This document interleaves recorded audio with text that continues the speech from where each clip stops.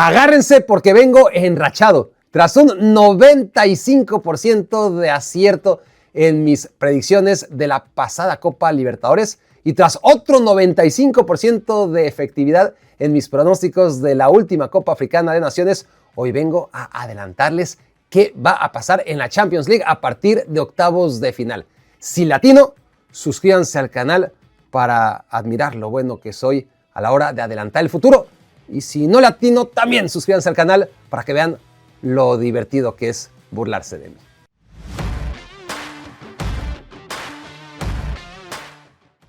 Una de las eliminatorias estrella es Chelsea en contra del Paris Saint-Germain. Vaya calendario que le ha tocado al campeón. Ningún respeto por parte del algoritmo que descifró a sus rivales, tanto en la primera fase, donde le tocó el calendario más pesado, como ya de antemano sabíamos que una vez que pasara en contra del Mónaco, le iba a tocar Chelsea o Barcelona. Ahí tuvo un poquitito de suerte porque evitó al Barcelona, que creo que habría sido peor para el PSG, pero no mucho peor, ¿no? El Chelsea, ya lo sabemos, le ganó 3-0 en la reciente final del Mundial de Clubes. Era otro Chelsea porque estaba entrenado por otro señor, era Enzo Maresca y no era Rusinor, pero de todas formas ahí queda. No solamente el recuerdo de un partido que todo el mundo pensábamos iba a ganar el Paris Saint-Germain, y no solamente es que no lo ganó, es que ni compareció, lo borró del mapa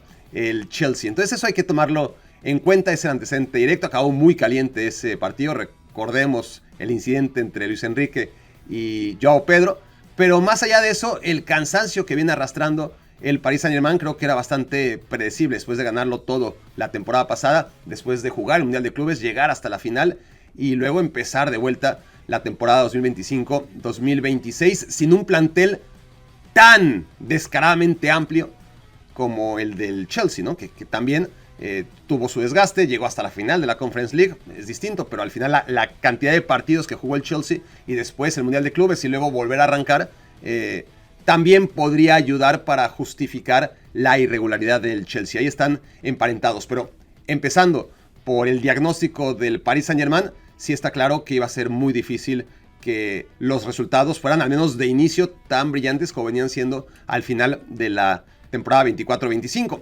Vuelve a caer a 16avos de final, es decir, como la temporada pasada no logra acabar entre los 8 primeros el equipo de Luis Enrique, pero hay una primera gran diferencia respecto a la temporada pasada, y es que la temporada pasada su rival en 16avos lo pasó por encima, lo goleó en ambos partidos. Al Mónaco, que es también un equipo de media tabla en Francia, sí con más lustre si quieren, sí con mejores jugadores, pero también con una realidad muy complicada. Contra el Mónaco, Paris Saint-Germain sufrió y mucho, los dos partidos. En ambos estaba perdiendo, en ambos tuvo que remontar y en ambos esta remontada se vio favorecida porque el Mónaco se hizo expulsar a un futbolista muy temprano en el segundo tiempo, tanto en la ida con Golovin como en la vuelta con Koulibaly, y eso facilitó las cosas para un Paris Saint-Germain que deja dudas, sobre todo en defensa, por el momento que viven varios de los jugadores que eran futbolistas que no cometían errores prácticamente la temporada pasada. Nuno Méndez no está bien, el que fuera durante varios meses el mejor lateral izquierdo del mundo, creo que ha dejado de serlo. Achraf Hakimi, después de su lesión, todavía está por recuperar su mejor nivel. En el centro de la defensa, no es que Marquinhos haya sido el gran baluarte la temporada pasada, pero es que esta temporada está bastante peor, más blandito que nunca el capitán del PSG. Y Pacho, que sí venía siendo el jugador más destacado en la defensa del equipo, no está precisamente atravesando sus mejores meses. Donnarumma ya no está en la portería, Chevalier no ha cumplido las expectativas de algunos como yo, y Safanov en su lugar es un portero que tiene un límite.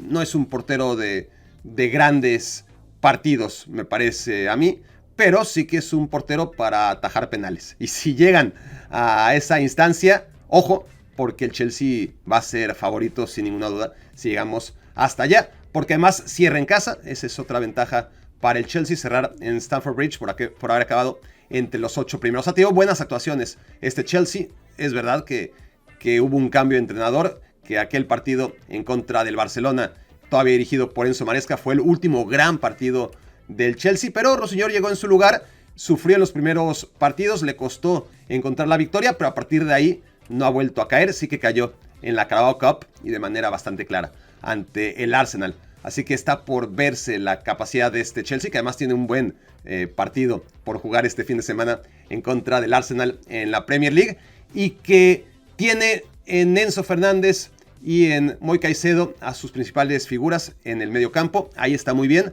pero luego Cole Palmer, que fue fundamental en el Mundial de Clubes y en los éxitos en general que ha tenido el Chelsea recientemente, no anda del todo bien Cole Palmer.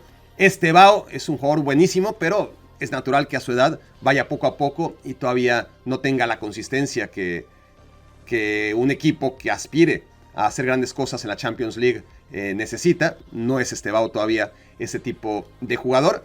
Y Pedro Neto sí que lo está haciendo muy bien. Joao Pedro tampoco está mal, pero creo que no es suficiente, sobre todo cuando en defensa no compensa. Es decir, no tienes demasiada experiencia en ataque y en defensa mucho menos, donde realmente la necesitas. No hay un líder en esa defensa. El portero tampoco ayuda demasiado, Robert Sánchez, y además el equipo se queda constantemente con un jugador menos. Creo que es más habitual ver al Chelsea acabar con 10 que con 11. Eso también es algo que le ha afectado a lo largo de la temporada, y por supuesto que es clave que no le ocurra ante el Paris Saint-Germain, que lo supo aprovechar y muy bien en los dos partidos en contra del Mónaco, el haberse quedado con un futbolista más. Sí que tiene estas ventajas el Chelsea, es decir, el haberle pasado por encima al Paris Saint-Germain en la final del Mundial de Clubes hace medio año, el cerrar en casa, el tener poco que perder. Todo eso hay que concedérselo al cuadro inglés. Aún así, creo yo que debe pasar el Paris Saint-Germain. Quien definitivamente tuvo mucho mejor suerte que el Chelsea en el sorteo de este viernes en la mañana fue el Liverpool, en la medida en la que evitó al Atlético de Madrid. No quería enfrentarse al Atlético. Nadie le cuenta a Liverpool cómo es el equipo del Cholo Simeone, porque lo ha sufrido en carne propia más de una vez, y seguro que fue un alivio enfrentar al Galatasaray en lugar del Atlético en octavos de final, lo que no implica que va a ser un día de campo para el Liverpool. A esas alturas, sobre todo para este Liverpool, ningún rival es fácil, y sobre todo si tomamos en cuenta una estadística muy contraria a Liverpool cuando juega en Turquía. Es tremendo lo que sufre cada vez que va en contra del Beşiktaş o del Galatasaray o de quien sea que no se llame el Milan, porque está claro que contra el Milan la cosa empezó muy mal en 2005 y acabó siendo el mejor recuerdo en la historia mítica de Liverpool. Pero dejando ese partido aparte, que empataron 3-3 y que ganaron en penales en la final de la Champions, la realidad es que cada vez que Liverpool visita a un equipo turco en territorio ajeno, pierde. Bueno, lo ha hecho en 5 ocasiones, un empate, una sola victoria, y el antecedente más directo ocurrió esta misma temporada. Ya se vieron las caras Galatasaray y Liverpool, como también se las vieron hace poco Chelsea y Paris Saint-Germain, y el resultado fue favorable para variar al Galatasaray, que gana 1-0 con gol de Víctor Osimhen. Pero aquí la clave es que no es a un solo partido, es a 2 partidos y cierran en Anfield, y tras lo visto, más bien lo visto y lo comprobado en la eliminatoria en contra de la Juventus, no importa lo favorable que sea el partido de ida, que probablemente sea un buen resultado el que saque el Galatasaray en casa. Creo que el problema del Galatasaray es que todos sabemos o podemos intuir que no importa si lleva 1 o 2 o 3 goles de ventaja a Anfield, le van a remontar. Bueno, si no gana en Turquía, olvídate, no hay historia. Pero incluso, y esta es la paradoja que creo que va a enfrentar el Galatasaray, que incluso ganando por 1, por 2 o por 3 goles, va a estar siempre en el ambiente que Anfield va a hacer lo necesario para remontar. Si la Juventus, con toda su historia terrible en Champions League, estuvo a punto de hacerlo y con un hombre menos, creo yo que en ese escenario que estoy adelantando, en el que el Galatasaray pueda ganar el partido de ida, que serían las mejores noticias obviamente para el equipo turco, es que aún así no lo veo aguantando una hipotética ventaja en contra del Liverpool, que creo va de menos a más. Yo ya veía en el inicio de esta temporada, incluso en la pretemporada, cuando el Liverpool empezó a hacer fichajes tan caros y tantos cambios en su plantel, yo ya podía adelantar que este Liverpool iba a sufrir en la Premier League, pero que iba a ser muy peligroso en la Champions. Por ahora le ha atinado a la mitad de mi predicción. Ha sido un desastre en la Premier League, y en la Champions está por verse. Está por verse. logró un buen lugar en la fase eliminatoria, pero ahora es la hora buena. Con un Dominik Szoboszlai que tendrá que demostrar que es un fuera de serie. Hasta ahora ha demostrado que es un súper jugador. Para mí, el mejor jugador esta temporada en lo que llevamos de Premier League y por ende uno de los mejores de toda Europa. Pero eso valdrá de poco si no continúa siendo tan determinante en la posición en la que juegue a partir de la ronda de octavos de final. Y esta eliminatoria tiene algo curioso porque por un lado Szoboszlai, por otro lado Osimhen, a diferencia de la gran mayoría de las figuras que están en esta ronda de Champions League, tienen como objetivo último de esta temporada llegar a la final de la Champions League. Bueno, no sé si Osimhen sueñe tanto, pero está claro que sus días competitivos en la temporada 25-26 acabarán el día en que eliminen al Galatasaray. Szoboszlai tiene además el atractivo extra de jugar en Budapest la final, llevar a Liverpool a jugar la final en casa, en Hungría, sabiendo además que Hungría como Nigeria no va a ir a la Copa Mundial. Entonces, tanto para la figura del Galatasaray como la que viene siendo la figura de Liverpool esta temporada, el horizonte se acaba cuando se acaben los intereses de sus clubes, a diferencia de todos aquellos que están pensando en la Copa Mundial, y eso le da un ingrediente extra. Dicho lo anterior, por si hacía falta, el Liverpool va a avanzar a cuartos de final. Tercer partido de octavos de final de esta Champions League. Tercer duelo entre equipos que ya se vieron esta temporada. Así como el PSG con el Chelsea, así como el Liverpool con el Galatasaray.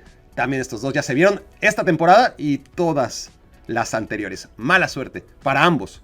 Para el Manchester City porque pudo haberle tocado el Bodo Glimt, que ya sabe el City mejor que nadie lo difícil que puede ser enfrentar al equipo noruego. De todas formas, obviamente hubiera sido preferible que enfrentar al Real Madrid otra vez. Y en cuanto al Real Madrid, más allá de las dificultades que habría seguro pasado en contra del Sporting Club de Portugal, habría preferido mil veces cualquier madridista jugar contra el Sporting Club, quedar además del otro lado de la llave y no en este, en el que aún si logra pasar en contra del Manchester City, le esperará seguramente en cuartos de final el Bayern Múnich cerrando en casa. Así que Real Madrid no solamente tendrá que enfrentar al City primero y en caso de vencerlo al Bayern Múnich después, salvo que Atalanta nos dé una sorpresa, sino que en ambas eliminatorias tendrá que cerrar fuera del Santiago Bernabéu. Lo que hay que decirlo, no necesariamente ha sido un hándicap para el Real Madrid en sus duelos en contra del Manchester City, en los que, como les digo, ha habido de todo. La ventaja de que el City le ganó al Real Madrid en el partido en el que midieron fuerzas al principio de esta temporada está ahora latente. Es decir, en ese momento, como cualquier partido de la primera fase, diluido entre tantos duelos de equipos de jerarquía, pero que pierden trascendencia porque sabemos que a final de cuentas los dos equipos que están chocando en la fase previa van a avanzar de ronda. Pero si ahora lo vemos en retrospectiva, descubrimos que gracias a que el City gana ese partido, suma los puntos suficientes para de panzazo en la última jornada acabar entre los 8 primeros. Mientras que el Real Madrid, por no haber sumado en campo del City, entre otras, obviamente, carencias que tuvo a lo largo de su temporada en la Champions League, pero si nos enfocamos en ese partido, pues acabó siendo una de las diferencias. Si el Real Madrid hubiera puntuado en campo del City, entonces, aún perdiendo en contra del Benfica, se habría quedado entre los 8 primeros, habría evitado jugar en 16avos 2 partidos extra, otra vez contra el Benfica, y no tendría que cerrar fuera de casa como tiene que hacerlo ahora. Ahí están las ventajas que tuvo el City tras vencer al cuadro de Real Madrid que dirigía Xabi Alonso todavía. Era una de las últimas patadas de ahogado de Xabi Alonso en un partido que, si recordamos, el Madrid no juega mal en los primeros 30 minutos, pero acaba siendo superado claramente por un City que ha sido también muy irregular. Los dos equipos lo han sido a lo largo de la temporada. Hemos tenido mucho mejores versiones, tanto del City como del Real Madrid. Han sido los dos mejores equipos de Europa durante muchos años. El Manchester City por sensaciones de juego, el Real Madrid por estadística pura y dura. Creo que estas dos cuestiones son irrebatibles, más allá de que el Real Madrid no siempre ha sido un equipo espectacular, ni cerca, y más allá de que el City solo ha ganado una Champions League en una temporada en la que su dominio ha sido mucho mayor del que finalmente puede mostrar el museo, en el que por fin lograron tener una, pero sigue quedándose corto para el dominio que ha tenido el City en Europa en estos últimos años. No son las mejores versiones ni de uno ni de otro. Se han enfrentado muchísimas veces, como todos recuerdan. Empezó en 2020 esta saga de enfrentamientos antes de la pandemia. En el Bernabéu gana el City y la vuelta se juega 6 meses después. Vuelve a ganar el City y a partir de ahí no han parado y hemos visto de todo. Como les digo, se han enfrentado en todas las fases, salvo en la final.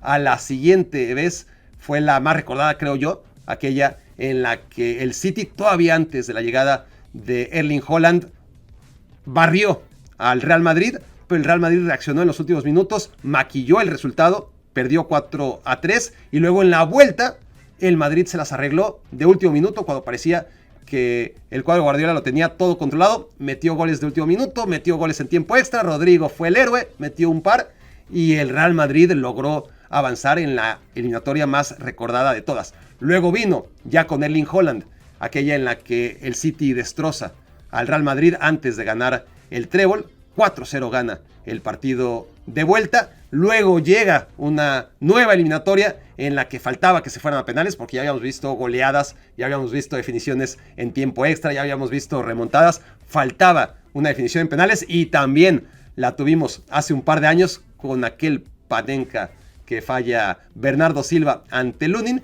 Y la temporada pasada, el duelo más desdibujado porque el City llegó verdaderamente mal. Se enfrentaron en 16avos y el Madrid ganó casi caminando, más allá de los problemas que arrastraba todavía el equipo de Ancelotti, que lo llevaron a no ganar nada esa temporada, pero lo suficientemente estable estaba el Madrid para vencer sin ningún tipo de compromiso a un Manchester City que hace un año llegaba mucho peor de lo que llega ahora, pero que ahora mismo tampoco está como para tirar campanas al vuelo. Es un partido de muy difícil pronóstico.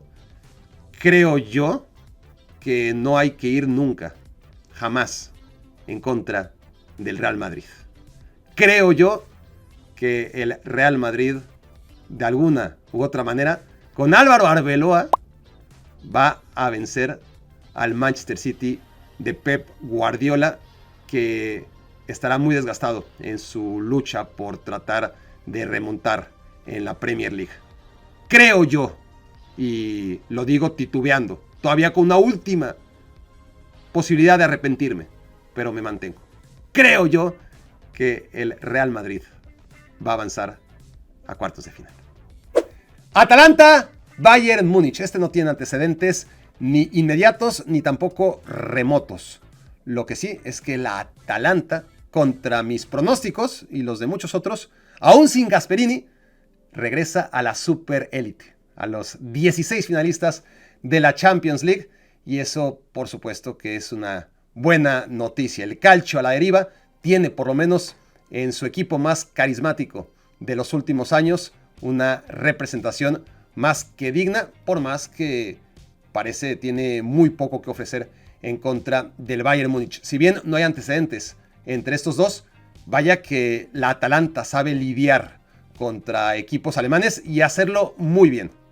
No hay más que recordar de dónde viene, de eliminar al Borussia Dortmund, así que vuelve a enfrentar a un equipo alemán de otro calibre. Obviamente es verdad que la Atalanta, que se equivocó de inicio con la selección de Ivan Juric como el hombre que consideró idóneo para sustituir a Gianpiero Gasperini, la cosa no iba por ahí, pero la llegada de Rafael Paladino en su lugar, esa sí fue una gran decisión. Venía haciéndolo muy bien el joven técnico, primero en el Monza, luego en la Fiorentina y ahora en la Atalanta. Está jugando el equipo de una manera convincente, más allá de todas las carencias que tiene el plantel. Pelea en la Serie A y está en octavos de final de la Champions League. Les decía, antecedentes contra equipos alemanes, muchos. Borussia Dortmund no fue un partido bueno en Westfalenstadion, el de ida, pero vaya que sí fue el partido de vuelta. Toda la resistencia que no pudo o no supo poner la Atalanta en el partido de ida en contra el Dortmund, en la vuelta le sobró actitud, dinamismo, fútbol. Fue un gran partido el que pone a la Atalanta en la posibilidad de remontar y meterse a octavos de final. Ahora, antes de eso, todo el mundo debe recordar que el Atalanta de Gasperini borra del campo en la final de la Europa League al Bayer Leverkusen de Xabi Alonso. El Bayer Leverkusen invicto 2023-24 de Xabi Alonso tropieza por primera vez en más de 50 partidos y lo hace en la final de la Europa League contra Atalanta, otro rival alemán por el que pasó por encima, y además en partidos menores, también en fase de grupos, bueno, no existe ya la fase de grupos, pero la primera fase, tanto contra el Stuttgart como contra el Eintracht Frankfurt, también ganó esos partidos, la Atalanta. La mala noticia es que el Bayern Múnich también suele ganarle al Dortmund y al Bayer Leverkusen y al Eintracht Frankfurt, ¿no?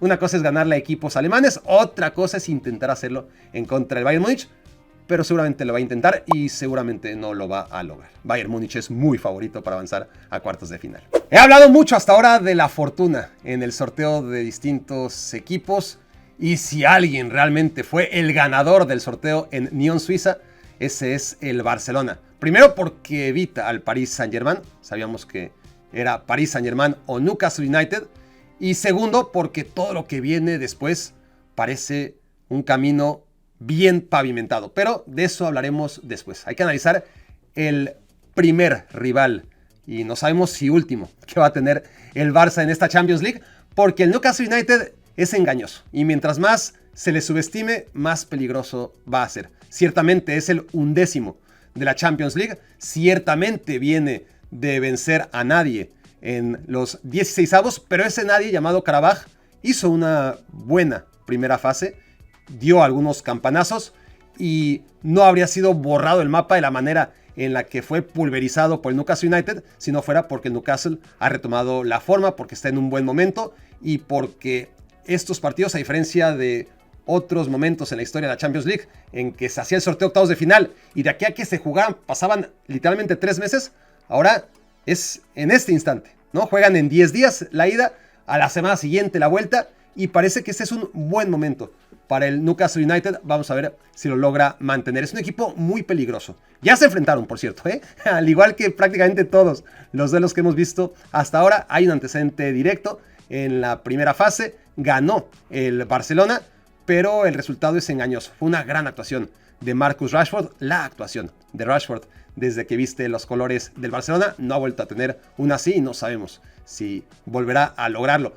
Pero no fue fácil para el Barcelona y no será fácil en este par de encuentros ante un equipo voraz como es el Newcastle United, que presiona muy bien, no puede presionar los 90 minutos, pero cuando escoge hacerlo, sea 15, 20, 25 minutos del partido, creo que nadie lo hace mejor, de manera tan coordinada, agresiva, y esto es naturalmente peligroso para un equipo que toma los riesgos que toma el Barcelona, tanto en salida de balón como después a la hora de adelantar línea. Es más, ni siquiera tiene que adelantar línea, se queda en línea adelantada del Barcelona, y eso permite que jugadores tan rápidos como los que tiene el Newcastle United, como Gordon, como Barnes, como Elanga, puedan aprovechar lo que sabemos de antemano va a ocurrir, que el Barcelona va a ser un equipo frágil, va a ser un equipo vulnerable, va a ser un equipo que conceda, que no quepa la menor duda. El Barcelona no va a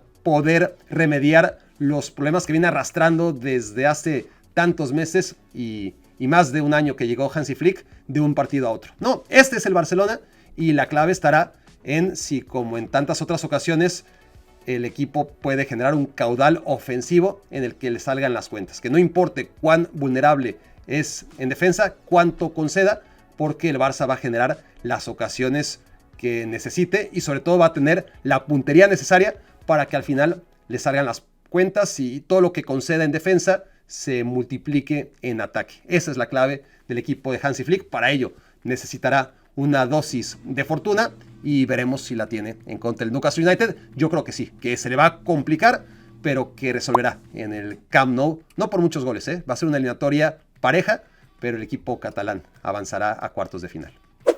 Qué difícil de visualizar esta eliminatoria entre el Tottenham Hotspur y el Atlético de Madrid, porque no hay pistas, no hay antecedentes directos y por la volatilidad de los equipos. El Tottenham Hotspur es un equipo que vive dos vidas desde la temporada pasada. La temporada pasada fue un equipo que lo hizo tan mal en la Premier League que acabó en el último lugar entre los que no descendieron. Fue el 17 de la Premier League y a la par fue campeón de la Europa League. Y esta temporada el Tottenham Hotspur está en problemas de descenso, está ahí nomás a perder un partido y meterse de lleno en la lucha por no descender, y a la par logró uno de los 8 puestos que le metieron directamente en octavos de final, gracias a un sorteo que le favoreció muchísimo en la primera fase y que también le favoreció en esta segunda fase, ya la de octavos de final, porque si bien Tottenham contra Galatasaray habría sido un partido que yo esperaba realmente, ayer que me preguntaban cuál es el partido que más esperas, no sabía cuál esperar, pero sí sabía cuál no esperar, y ese era un Galatasaray contra Tottenham que finalmente no se da. Pero de todas formas el Tottenham sabía que entre Atlético de Madrid y Galatasaray, siendo preferible el equipo turco, tenía y tiene opciones de meterse en cuartos de final, porque paradójicamente ha encontrado mucha más resistencia en la Premier League que en la Europa League la temporada pasada, y ante los rivales que ha enfrentado por ahora en la Champions League. Seguirá aún enfrentando al Atlético de Madrid y aún respetando al Atlético de Madrid, sin medir fuerzas contra un verdadero gigante de Europa, contra un equipo que sepa lo que es ganar la Champions League. De hecho, de esos no hay en toda la mitad de este bracket. Los campeones de Europa están del otro lado. Aquí, como suele ocurrir cada vez más en los mundiales, en las Eurocopas y en las Champions Leagues, los campeones, los equipos históricos quedan de un lado y del otro lado quedan aquellos que no y que le parece liberan el camino a aquel que sí. Es decir, todas las Champions Leagues que acumulan de un lado el Bayern Múnich y el Real Madrid y compañía, todos, hasta el Paris Saint-Germain y el Manchester City recientemente suman, y de este lado, entre los 8 de los que habrá un finalista, solamente el Barcelona es el único que ha sido campeón de Europa, lo que, al menos esta eliminatoria, y hablaré de las dos que vienen, hacen que sea una de las más parejas, el Tottenham en contra del Atlético de Madrid. Es una gran prueba para la Premier League esta eliminatoria y la anterior, también la del Barça-Newcastle, porque todos sabemos del poderío que tiene el Liverpool, que tiene el Chelsea, que tiene el City y que se irán teniendo, que el Arsenal ya es un equipo que se ha instalado en la élite europea después de abandonarla durante prácticamente una década, pero los equipos más flojitos de la Premier League, aquellos que lograron que 6 representantes ingleses estén en octavos de final, 5 de manera directa, y el Newcastle llegando desde 16avos, pues la prueba está en a ver si el Tottenham y el Newcastle son capaces de meterse a cuartos de final. Sabemos de lo que son capaces, los eliminen o no los demás, pero en el momento en que logre el Tottenham vencer al Atlético de Madrid o el Newcastle al Barcelona, o ambos, ahí sí nos plantearemos una realidad muy distinta, una de ya dominio inglés que creo que todavía no estamos para anunciar. Creo yo que todavía equipos como el Newcastle y el Tottenham están por debajo de la élite europea, y que por mucho que vayan cambiando ciertas cosas y por mucho dinero que le meta la Premier League a fichar futbolistas, la realidad se mantiene inmutable y que la Premier League seguirá sin colonizar la Premier League, aunque pueda meter a 5 dentro de los 8 clasificados directamente. Dicho todo lo anterior, veo una eliminatoria muy justita, con muy poquitas emociones, entre Igor Tudor y Diego Pablo Simeone, y en la que se va a imponer el Atlético de Madrid. Si alguien hubiera viajado del futuro hace 6 meses a platicarnos del sorteo de octavos de final y nos hubiera dicho, ¿sabes qué? Ni vean toda esta paja de partidos previos a los octavos de final, estos son los partidos que van a quedar después del sorteo, veríamos y diríamos, a ver. Sporting Club contra Bodo Glimt, ¿qué es eso? ¿Quién va a querer ver eso? Claro que pasa el tiempo y ahora todos queremos ver al Bodo Glimt. Todos estamos ilusionados de que le haya tocado el Sporting Club de Portugal, porque eso alimenta la expectativa de que el diminuto equipo noruego pueda seguir haciendo historia y meterse a cuartos de final. Está claro que dentro de los 8 probables rivales que puede tener cualquier equipo que pase de 16avos, pues el único equipo que no es un gigante de Europa es el Sporting Club. Los otros 7 son equipos temibles y justo el Sporting Club, que logró con una carambola de resultados meterse entre los 8 primeros, le ganó al Athletic Club en el último minuto. A la vez el Real Madrid perdió en campo del Benfica, lo que no se esperaba. A la vez el Bodo Glimt le gana al Atlético de Madrid de visitante, lo cual nadie hubiera pensado. El Paris Saint-Germain y el Newcastle United, que no podían empatar si no querían quedar los dos fuera de los 8 primeros, empataron en el Parque de los Príncipes y al final todo se combinó para que el Sporting Club no solamente lograra clasificar a la siguiente ronda, sino que se metiera directamente a octavos de final. Y claramente es el rival que más asequible podría resultar para el Bodo Glimt. Ahora hay otra realidad, que el Bodo Glimt se crece ante equipos mayores, no necesariamente ante equipos como el Sporting Club, que es un gran equipo, sin duda es el mejor equipo de Portugal desde hace 3 años, y es mucho decir cuando en Portugal juegan equipos tan buenos, tan competentes, como son siempre el Porto y el Benfica. El Sporting está en un nivel superior y lleva ya 3 años siéndolo, cambiando de entrenadores, vendiendo futbolistas. Se le fue Santos, de hecho el anotador del gol de último minuto en contra del Athletic Club, que permitió la clasificación. No esperaron ni siquiera que acabara la temporada, de una vez ofreció dinero en Napoli, que se vaya. Así son los equipos portugueses, particularmente el Sporting Club.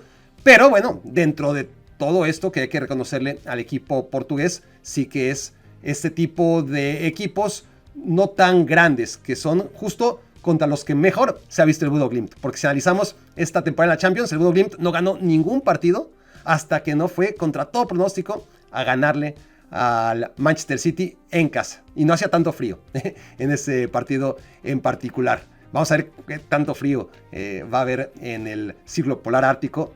Le urge que se haya el partido antes de que se acabe invierno al Bodo Glimt, porque seguramente ese es un hándicap en contra del equipo portugués, pero es mucho más que el clima. Sabemos a lo que juega este equipo, el Bodo Glimt, y cómo su principal aval está en ejecutar a la perfección su plan, su idea de juego, y más allá de los problemas que puede encontrar cualquier jugador en la cancha, siempre tiene el mapa para hacer lo correcto en el momento necesario. Es un gran equipo que juega muy bien, que ataca muy bien, que defiende muy bien. Pero dicho todo eso, hay equipos contra los que se crece. Y no es casualidad que el Bodo Glimt ganara su primer partido justo contra el Manchester City. Nadie esperaba que pasara eso. Nadie esperaba que el Bodo Glimt fuera al campo del Atlético de Madrid. Un Atlético necesitado de ganar, que además es muy fuerte en casa. Por más diferente que sea el Atlético de Madrid jugando en el Metropolitano y de visita, cuando juega en casa es un equipo fuerte, y aún así perdió el invicto de muchísimos partidos contra el Bodo Glimt cuando necesitaba ganar para meterse entre los 8 primeros. Y después, cuando pensábamos, bueno, ya le ganó al City, que era impensado, ya le ganó al Atlético de Madrid, que era descabellado, no le va a ganar al Inter de Milán, le ganó. Y cuando dijimos, bueno, ya le ganó, pero fue en casa, vamos a ver qué pasa en el Giuseppe Meazza, y volvió a ganar. Entonces, si sumamos esto a sus victorias la temporada pasada, que en ese momento a mí me escandalizaban, ahora parecen poca cosa, ¿no?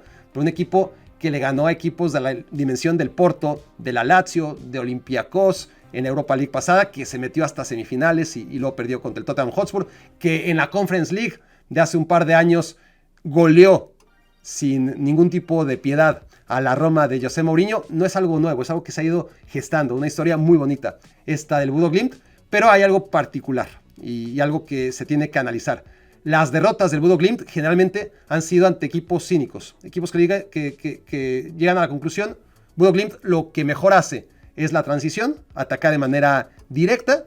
No vamos a permitir que Bodo Glimt haga eso, que Bodo Glimt mejor tenga la posesión y nosotros esperamos. Es decir, aquellos que realmente han respetado al Bodo Glimt son los equipos que han cosechado buenos resultados. Si se fijan en las estadísticas, la Juventus, el Galatasaray, el Mónaco, equipos que tuvieron menos posesión que el Bodo Glimt, solamente esos son los que acabaron ganando. Cada vez que el Bodo Glimt tuvo menos posesión ante equipos que obviamente tomaron la iniciativa, son justo los partidos que acabó ganando el equipo noruego, y ahí está la gran clave del partido. Va a asumir ese respeto el Sporting Club, decir, lo que me conviene es darle la iniciativa al Bodo Glimt, porque su fuerte no es tener la pelota, o va a decir, nosotros somos el equipo grande, este es nuestro momento, no tenemos por qué ajustar nuestros planes, y mucho menos ante un equipo noruego, y va a caer ante el mismo error en el que han caído tantos y tantos. ¿Será el Sporting Club de Portugal una cabeza más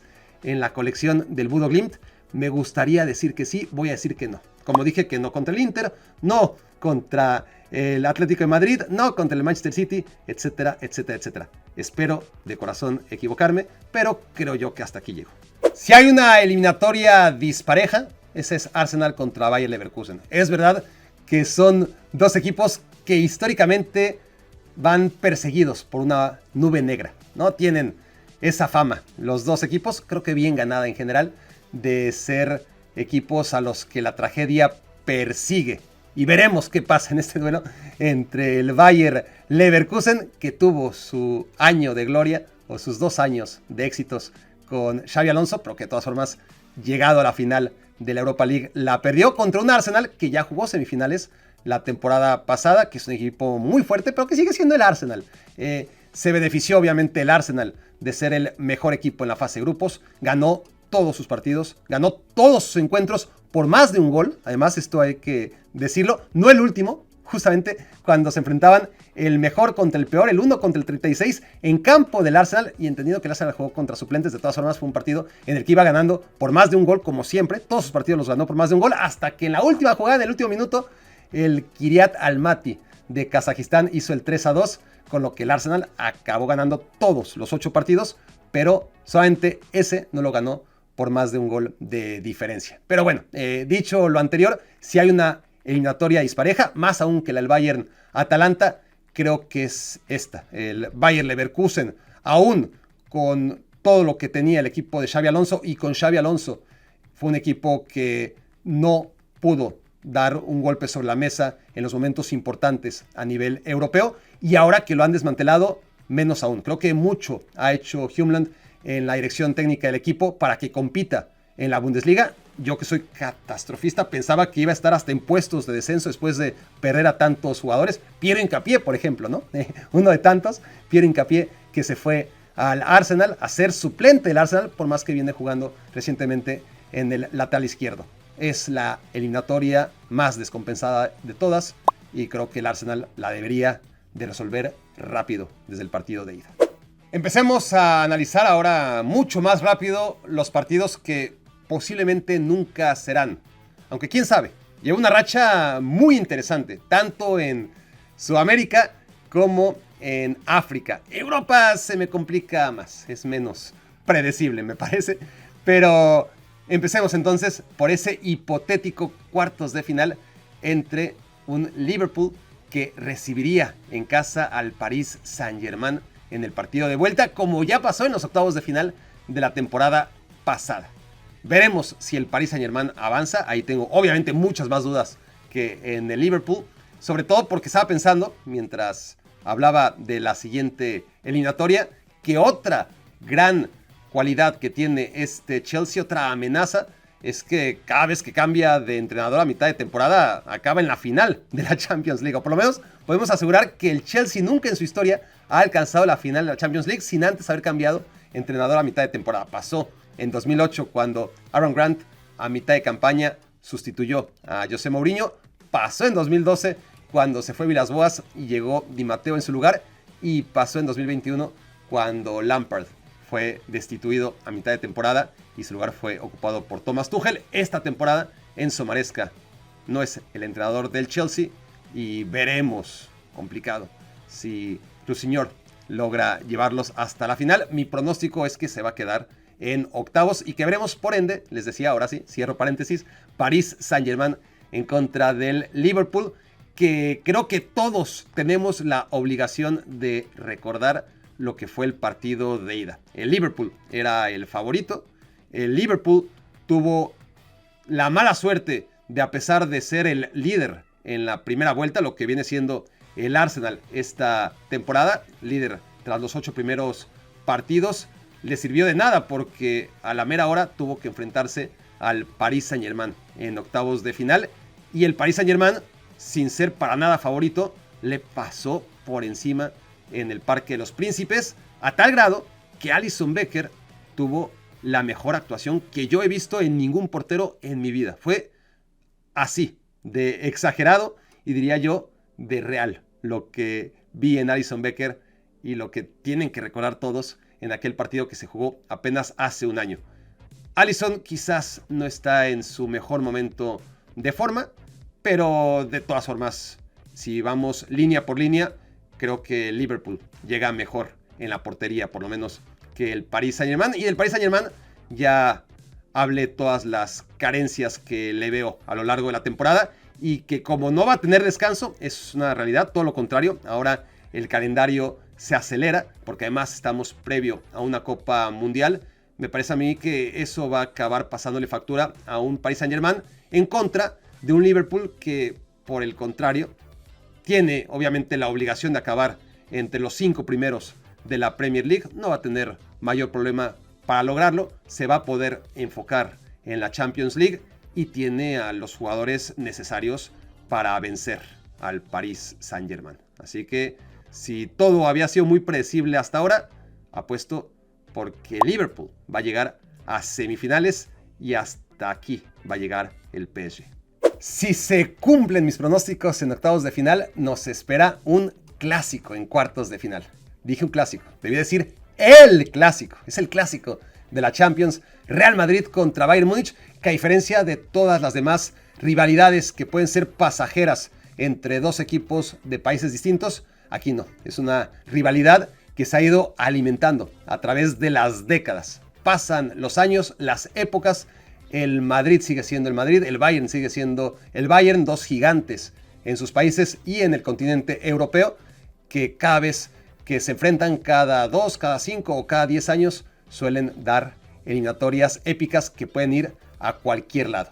En el pasado, el Bayern Múnich era la bestia negra del Real Madrid. El Real Madrid no podía con el Bayern Múnich, y en los últimos tiempos es todo lo contrario. El Bayern Múnich no puede con el Real Madrid, y aunque esta versión del Real Madrid sea lo que es, de todas formas va a representar, si es que se da este duelo, una dificultad importante para el Bayern, que no lo tiene fácil, sea en contra del Real Madrid o en contra del City. Si llega a ser el City, déjenme sacar el paraguas y analizar un poquito ese posible duelo. Ya se dio en 2023, era otro Bayern Múnich. Seguramente los aficionados del City, llegados a ese escenario en el que venzan al Real Madrid y se enfrenten al Bayern Múnich, empezarán a hacer cuentas y recordarán que aquel triplete de 2023 se gestó justo enfrentando primero al Bayern Múnich en cuartos de final y después al Real Madrid en semifinales. Aquí el orden sería contrario, pero muchos empezarán a hacerse ilusiones. La realidad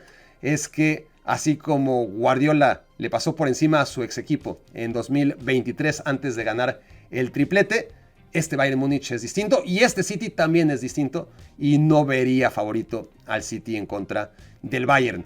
Bayern contra Real Madrid es un partido que, si se da, no va a ser fácil tampoco. Evidentemente para el Bayern hay muchos antecedentes directos que sugieren que aun cuando el Bayern llega mejor, sufre.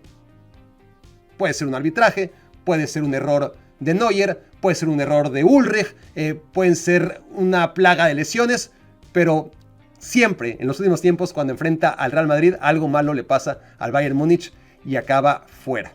Este Bayern Múnich, sin embargo, tiene una ventaja muy importante sobre el Real Madrid. Diría que son dos. Uno es la actitud. Entiendo yo que el Real Madrid en este tipo de partidos ya no es algo que juegue en su contra, porque todos se ponen las pilas, pero de todas formas, el hecho de defender siempre con 11, esos automatismos que tiene el Bayern Múnich, ese compromiso que tiene partido a partido, no solamente en los grandes duelos, debería a priori beneficiarle ante un equipo que suele ponerse las pilas solamente en esta clase de partidos.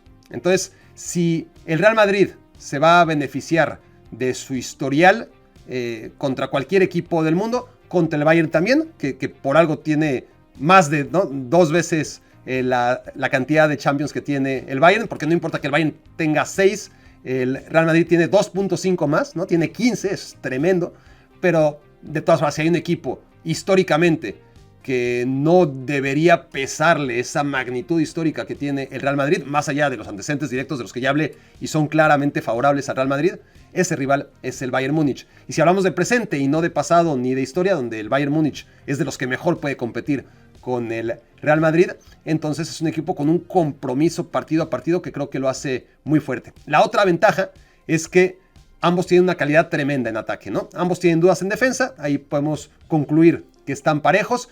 En la portería puede haber una gran diferencia, debería haber una gran diferencia entre un Courtois que sigue en los mejores años de su carrera y un Manuel Neuer que hace mucho dejó de estarlo y que ya vimos hace un par de temporadas cómo le puede costar una eliminatoria al Bayern, a pesar de que todavía puede tener grandes actuaciones. No se puede descartar una leyenda así, pero ahí hay un hándicap en contra del Bayern Múnich que favorece al Real Madrid. Pero si vamos a los jugadores de ataque, a la pólvora que tiene un equipo y que tiene otro equipo, pocos pueden ofrecer lo que tiene el Real Madrid y lo que tiene el Bayern Múnich.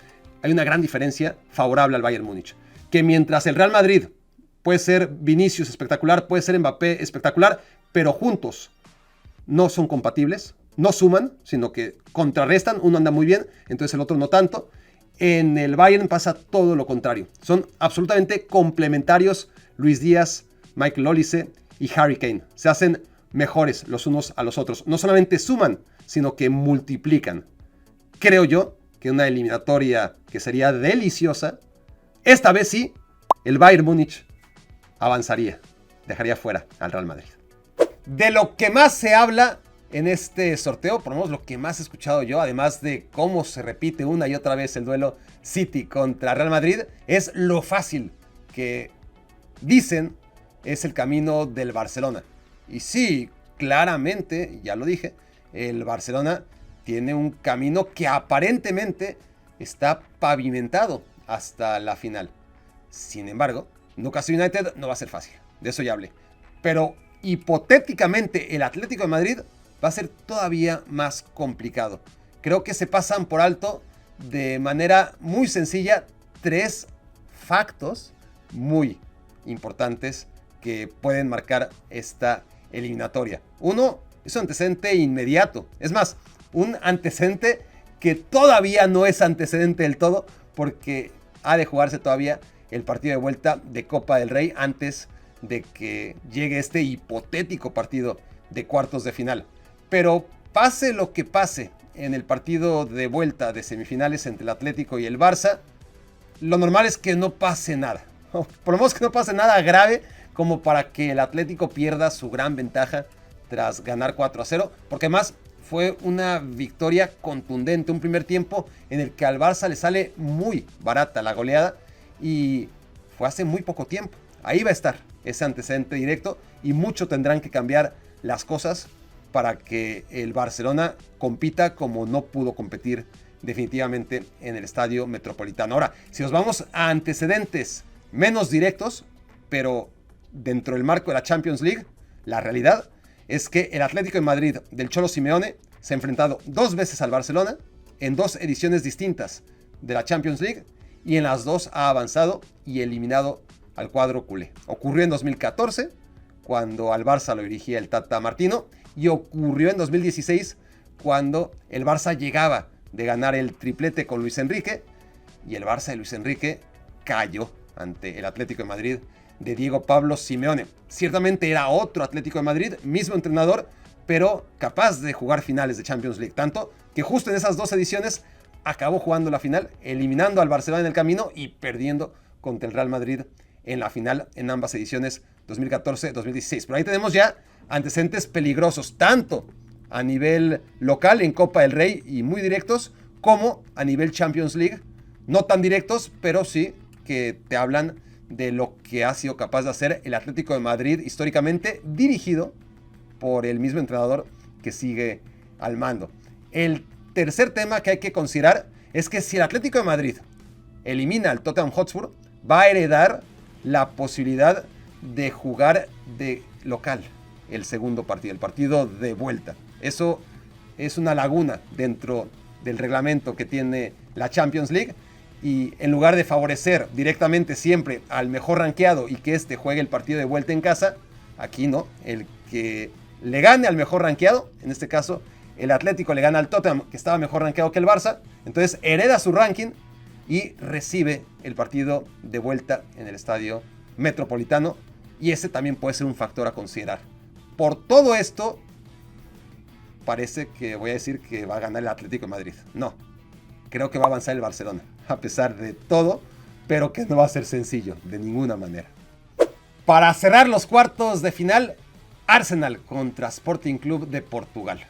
Un Arsenal que llegaría a esta instancia cansado, eso no lo duden, porque se va a desgastar en este cierre de la Premier League y da igual si está cansado porque mantiene la distancia con el Manchester City o está cansado porque ya le están reduciendo mucho la distancia o porque ya le empataron o porque ya el Manchester City es líder o incluso porque el Arsenal ha logrado separarse del City en la Premier League. No sabemos cuál va a ser su situación a nivel doméstico. Lo que sí sabemos es que va a llegar muy desgastado.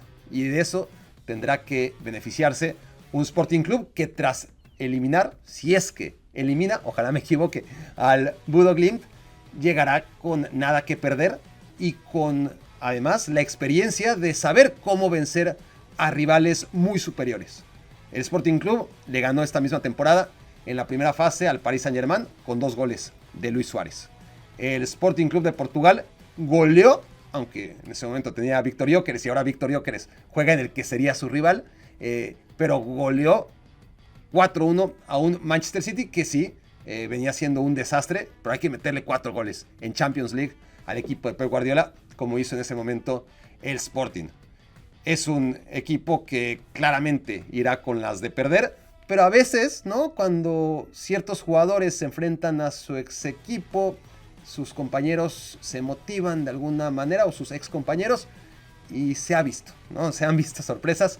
No creo que esta sea una de ellas, pero tampoco que va a ser fácil el Sporting Club de Portugal. En cualquier caso, debería avanzar el Arsenal a la siguiente ronda y con ello alcanzar por segundo año consecutivo semifinales. Y bueno, si Víctor Gyökeres enfrentará seguramente a su ex equipo en cuartos de final, en semifinales será Luis Díaz quien tenga que enfrentar, según mis proyecciones, a sus ex compañeros en un espectacular Liverpool contra Bayern Múnich. A esas alturas del viaje no espero atinarle a las 2 semifinales, eso es demasiado incluso para alguien tan bueno como yo a la hora de predecir, pero mi objetivo es al menos haberle atinado a una de las 2 semis. Veremos si es la de Liverpool contra Bayern Múnich, que a ver, el Bayern Múnich hasta ahora se ha enfrentado a 2 grandes pruebas. Si es que llega a semifinales, obviamente habrá tenido que superar una tercer gran prueba llamada o Real Madrid o Manchester City, pero lo que hemos visto hasta ahora ha sido un Bayern que jugó muy bien en campo del Paris Saint-Germain, tremendamente bien, 11 contra 11, fue agresivo, se plantó en el Parque de los Príncipes, aplastó al cuadro de Luis Enrique, luego llegó precisamente la expulsión de Luis Díaz en aquella entrada sobre Achraf Hakimi y el equipo del segundo tiempo tuvo que defenderse con 10, pero lo hizo muy bien. Tanto que el único gol del Paris Saint-Germain iban ganando 2-0 los bávaros. PSG tuvo una sola ocasión de peligro en el segundo tiempo, jugando con un hombre más, y esta llegó porque tenían a 2 hombres más, porque en ese momento me parece a mí que Michael Olise era el que estaba fuera del campo tras sufrir una lesión, una molestia física, y en ese momento 11 contra 9, ahí sí que el PSG fue la única ocasión en que pudo hacerle daño a un Bayern, que destaco esto porque precisamente es en defensa donde suele dejar más dudas por los riesgos que toma, pero que ha demostrado ser un equipo versátil, que puede adecuarse a las necesidades y a los rivales. Contra el Arsenal, que esa fue la otra gran prueba, ahí sí, fue una prueba no superada para el equipo bávaro. No estaba Luis Díaz, precisamente, suspendido. Creo yo que el Bayern Múnich ha ido creciendo, ha sido un equipo bastante estable esta temporada, no ha tenido los altibajos de otros, pero me parece a mí que es lo suficientemente confiable como para pensar que va a vencer a un Liverpool que creo que ha ido de menos a más, que a diferencia de la temporada pasada, que fue más a menos, que fue el mejor equipo en la primera fase y luego tropezó muy pronto ante el Paris Saint-Germain. Creo que puede llegar a la final, me encantaría que llegara a la final porque validaría mi propio pronóstico, pero aquí si nos vamos a hechos, hay todavía poco a qué aferrarse. Es todavía el potencial que puede llegar a tener el Liverpool, que fichó a los 3 jugadores más caros del mercado, ¿no? Los 3 más caros del mercado de verano fueron todos de Liverpool después de años y años y años sin fichar gran cosa. Creo yo que más allá del nivel de Hugo Ekitike, que ha sido muy bueno, de Alexander Isak, que hasta ahora ha sido irrelevante y que tendrá que empezar a sumar si es que el Liverpool llega a semifinales como lo proyecto, pero vamos a ver si el sueco regresa de su lesión y regresa bien. Y Florian Wirtz ha ido también de menos a más, pero sin parecerse todavía al gran jugador que puede y debe llegar a ser. No creo que todo combine, no creo que con Szoboszlai sea suficiente y sobre todo no creo que Mohamed Salah y Virgil van Dijk retomen un nivel tan importante como para guiar de nueva cuenta a Liverpool a una final de Champions League como ya hicieron en varias ocasiones. Creo que no, creo que este es el momento del Bayern Múnich. Veo una eliminatoria muy pareja, si es que se da, pero apuesto por el Bayern, que cerraría en casa. Barcelona contra Arsenal. Bueno, esta es la semifinal que prácticamente todo el mundo proyecta. Creo que hay mucho más riesgo para el Barcelona, tanto en octavos de final como en cuartos de final. No tengo tanta confianza en que llegue a semis, como sí que el Arsenal tiene un camino mucho más fácil para llegar hasta aquí. Si lo hacen ambos, será un duelo muy interesante porque las fortalezas principales del Arsenal son aquellas de las que cojea el Barcelona y viceversa. El Arsenal es un equipo tan sólido que generalmente defiende tan bien que no importa que sea muy exuberante en ataque, con lo que logre hacer, ya sea por poderío físico, ya sea por un tiro de esquina, ya sea por un tiro libre, ya sea por algún momento de inspiración en el partido de Ødegaard o en un mano a mano de Trossard o de Bukayo Saka. Todos los recursos que tiene, que no son pocos, pero que no son inmensos, como los que puede tener el Bayern Múnich o el Barcelona. En ese caso, el Arsenal tiene menos recursos en ataque que en defensa, pero claro, le salen las cuentas porque por más que su ataque no sea del todo bueno, esto no se nota cuando la defensa consigue que el equipo reciba menos goles de aquellos que el Arsenal puede garantizar. En el Barcelona ocurre justo lo contrario.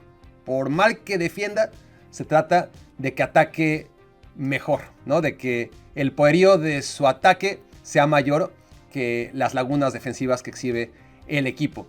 Y en uno de estos duelos, normalmente ataque contra defensa, no digo, insisto, que el Arsenal ataque mal, es decir, el Arsenal atacando es mucho mejor que el Barça defendiendo, y en cambio, el Arsenal defendiendo no es tan inferior al Barça atacando, ¿no? Entonces, normalmente en duelos de alta calidad entre grandes defensas y grandes ataques, lo inteligente es apostar por las defensas. Pero si vemos el contexto del que llegaría el Arsenal desgastado en la Premier League, sí, unas semifinales a las que llegaría posiblemente sin tantos problemas con los que sí llegaría el Barcelona tras eliminar al Newcastle y al Atlético de Madrid o al Tottenham Hotspur. Pero bueno, creo yo que el Arsenal, de todas formas, con esta lucha de Premier League, es demasiado pedirle a un equipo que no ha hecho nada básicamente desde 2004, ni ganar la Champions, ni la Premier League, ni nada, que de repente, en un año, gane la Premier League y se meta a final de la Champions. Creo que es irreal, creo que no va a pasar. Y basado en esto, creo yo que el Barcelona de Pedri recuperado, de Rafinha, de un Lamine Yamal que debería estar a un nivel similar al que estuvo contra el Inter de Milán y no le alcanzó en ese momento al Barcelona. Creo yo que este tipo de eliminatorias muchas veces es ese disparo de Lamine Yamal que en lugar de estrellarse en el poste entre, que aquel disparo que atajó de manera increíble Jan Sommer se le escape a David Raya, o que David Raya, por más que intente, no logre sacar esa pelota. Esos pequeños detalles de este posible Arsenal contra Barcelona van a marcar la diferencia, y creo yo que esta vez le tocaría al Barcelona que esos pequeños detalles fueran a su favor. Barcelona entonces llegaría a la final. Y así es como llegamos a la final que visualizo. Bayern en contra del Barcelona. Y claro, cuando vemos estos escudos frente a frente es inevitable evocar aquella noche en Lisboa del 8-2. De ese Barça, traumado, solamente permanece Frenkie de Jong. Si hablamos del 11 titular o de todos los jugadores que vieron acción, ya sea desde inicio o de cambio en ese Barça, solamente sigue en el equipo Frenkie de Jong. El otro que estuvo en la convocatoria y que lo presenció desde la banca, como presenciaría, supongo yo, también desde la banca, si es que el Barça llega a la final en contra del Bayern, es Ronald Araujo. Son los dos sobrevivientes de aquel Barcelona, nada más. Pero sí que están ahora Robert Lewandowski y Hansi Flick del otro lado. Es decir, el Barça tiene más protagonistas del verdugo que de la víctima 6 años después. Sería una final sumamente interesante, porque no solamente es que el Bayern le haya ganado 8-2 al Barça, sino que años antes le había ganado entre la ida y la vuelta de semifinales un global de 7-0. Y después, en fase de grupos, lo goleó en 2 distintas ocasiones. Y es verdad que el último antecedente, cuando se vieron en la fase regular de la temporada pasada, ahí sí que el Barcelona pudo desquitarse y hasta golear al Bayern Múnich. Y con eso ya por lo menos de cara a esa posible final no tendría toda la carga insoportable que venía arrastrando de goleada tras goleada tras goleada. Sería una final sumamente atractiva en la que creo yo que un factor diferencial debería ser que, aunque son dos equipos muy arriesgados, muy agresivos, que juegan con la línea muy arriba, me parece que es más equilibrado el Bayern Múnich, y que aunque el Barça es maravilloso a la hora de atacar, no es tan consistente como el Bayern Múnich, porque no tiene tanto compromiso tampoco como el Bayern Múnich, ¿no? Si analizamos lo que puede ser Lamine más Rafinha, más Lewandowski o Ferran contra Kane más Olise y Luis Díaz, es muy parejo, pero creo que el Bayern lleva una ligera ventaja y que en defensa, también con sus problemas, es un equipo más sólido, más confiable y que tiene de hijo al Barcelona desde hace mucho tiempo, más allá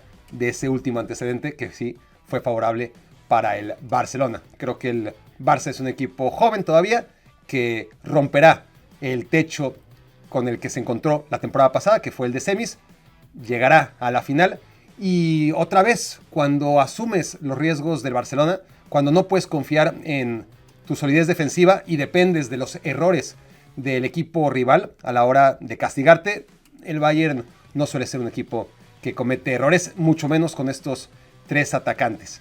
El Bayern Múnich creo que va a castigar al Barcelona y que la fortuna que arrastrará el Barça necesariamente para llegar hasta la final, esa fortuna que no le sobró la temporada pasada, pero la que siempre va a depender cualquier equipo, pero sobre todo un equipo que asume los riesgos del Barcelona, creo que en esta final en Budapest le va a dar la espalda y el Bayern Múnich va a ganar su 7ª Champions League y va a empatar al Milan. Ya veremos. Seguro que estaré yo aquí antes del Mundial revisando estas proyecciones y basado en ellas estará también mi credibilidad de cara a las predicciones mundialistas. Me juego mucho, así que ya veremos cómo me va. Muchas gracias por su atención. Recuerden suscribirse al canal y nos vemos en la próxima entrega. Te voy a dar 3 razones de mucho peso para que te hagas miembro de Barack Feber. 1. Ganas de apoyar a tu canal de fútbol favorito. 2. Disfrutar de contenidos exclusivos hechos a la medida para quienes más me valoran. Y 3. Ir al Mundial. Sí, 5 miembros irán a la Copa del Mundo 2026 mediante sorteos que llevaré a cabo cada 2 meses.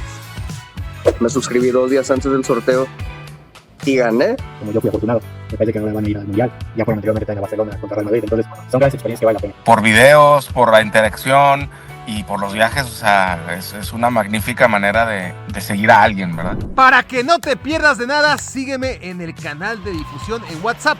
Escanea el código o ingresa desde el link en la descripción. Bolista, el nombre, ¿no? De jugador en activo. Eso cuando llegó a Chivas, entonces La verdad es que cuando me di cuenta, y eso fue muchos días después, dije, ay, güey, ¿por qué no metí a Chicharito? Y me encabroné. Porque Chicharito, quieras o no, es rating, ¿no? Entonces, de hecho, lo hubiera puesto en la portada, porque cuando veía los 15, honestamente,